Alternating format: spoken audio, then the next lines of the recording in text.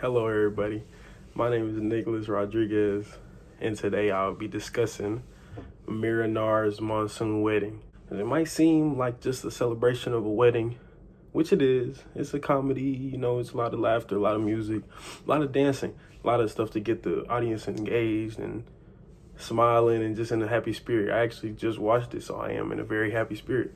It's really a story about how families would attack modern realities here in the United States that might not be from the United States. How immigrant families or families from other countries in general would attack modern problems. The Verma family projects a typical structure in how a traditional family is supposed to go about, especially in their culture. Lalit, which is the dad, expects his son to carry on the mantle after it's all done, and expects his daughter to be in arranged marriage, which not everybody wants to do that, especially in the modern times. It's a very traditional way of thinking, but that's not how it goes anymore. The reason for this is because Lalit, the father, he wants everything to be perfect and look perfect on him. As in his culture, the family's wrongdoings are looked at as his wrongdoings. He's the head of the household, which is not the case at all. It's on everybody that is a part of the family.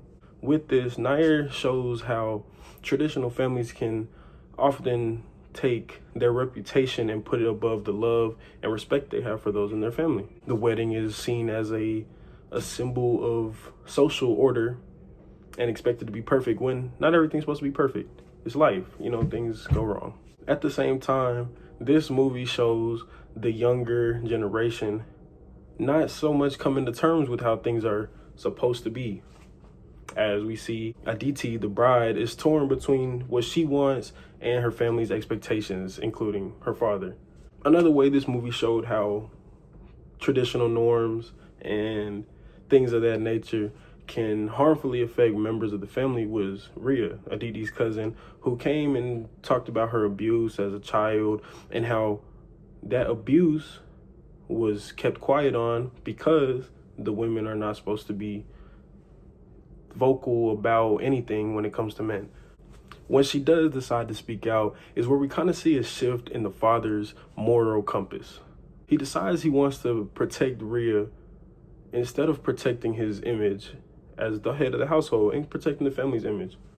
This is kind of where I see the movie showing us what's happening instead of kind of giving us an idea of guessing what's going to happen, because I was guessing that things were going to change by the end of the movie, and they did. But this is the turning point where everything kind of switched sides. Through Rhea, Nair gives voice to women all over who have been silenced by patriarchal and fundamental and traditional lives and cultures and families and how they're supposed to be structured. This makes it the turning point to me of the movie, where it goes from sticking to cultures and sticking to the traditions to sticking to moral compass and what's right and what's not right. I feel like this was the turning point, but the closing point I felt was the rain. There was a monsoon rain, and I think it simulated cleansing and washing off all the bad energy, all the prior energy. Think of it like taking a shower after you've been somewhere, got bacteria and dirt all on you. You wash it off, you feel like a brand new person. That's kind of how I felt like the rain did to this film.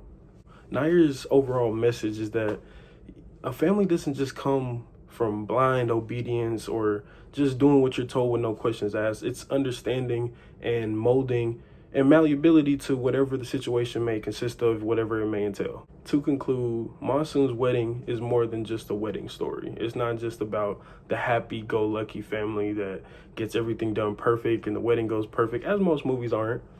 This movie was more so a mirror of a society, and all societies with this culture that are seen, man's the head of the household, everyone else is under him, everyone else must do exactly what he says, how he says it, when he says it. That's not the case at all. That's not how things should be. I think the movie answers one question: how do we honor our traditions without losing who makes us what we are? Tradition may guide us, but truth is what keeps us together. I want to thank you all for listening. My name is Nicholas Rodriguez. Have a good rest of your day.